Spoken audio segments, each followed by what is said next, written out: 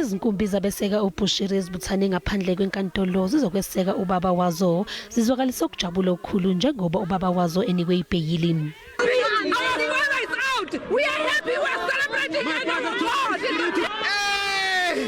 I'm somersaulting in my spirit. I am dancing in my spirit. Jawan is the prophet of the world.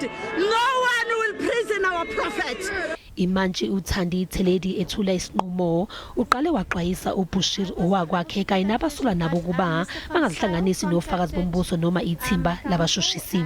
Accused number 2, number 4 and number 2, 4, 5 and 6 are not to intimidate or threaten state witnesses in this case directly or indirectly. Accused number 4 and number 5, please listen attentively. In your preachings or any platform to your congregants as well as your followers, you are barred from making any threats towards the state witnesses, the members of the prosecuting team, and the members of the investigating team.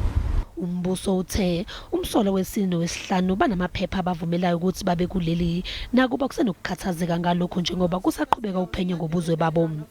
Uma kungenzeka ubuzwe babo bumiswe, umbuso uzosebenzisa amandla wawo.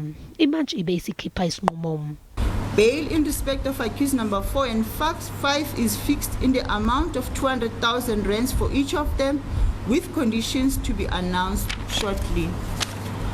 Bail in respect of accused number 6 is fixed in the amount of 100,000 rands, with conditions to be announced shortly.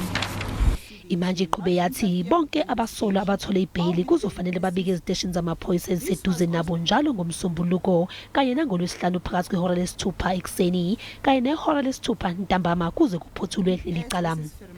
Abavumelekile ukuthi bahambele amazwe angaphandle kuze kuphothulwe icala.